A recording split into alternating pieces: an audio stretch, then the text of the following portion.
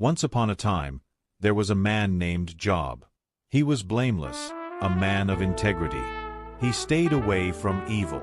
He had 7 sons and 3 daughters. He had a lot of wealth and was the richest in that land. Job was the kind of person people admired. Everyone knew that he had everything anyone could want in life. His children used to take turns feasting in each other's house.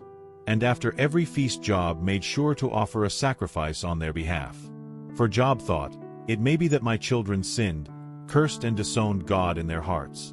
But one day, everything changed. Without warning, disaster struck. Job lost everything: his wealth, his animals, even his children.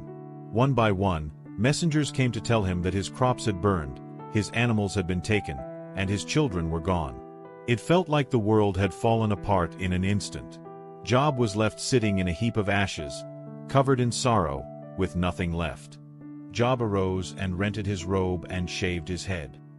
He fell upon the ground and worshipped. Job said, "Without possessions I came into the world, and without possessions shall I depart. The Lord gave and the Lord has taken away. Blessed be the name of the Lord." His pain was so deep that even the people around him didn't know how to help. But through it all, Job never sinned or charged God foolishly. When Job's 3 friends heard of all the evil that came upon him, they came to console and to comfort him. Eliphaz, Bildad, and Zophar were his 3 friends. When they looked from afar off, they scarcely recognized him. They wept loudly, each one tearing his robe. They cast dust over their heads to show their grief. He was so changed by grief and illness that they were speechless. 7 days and nights, they sat quietly with him. None of them said a word to Job, for they saw that his suffering was too great for words.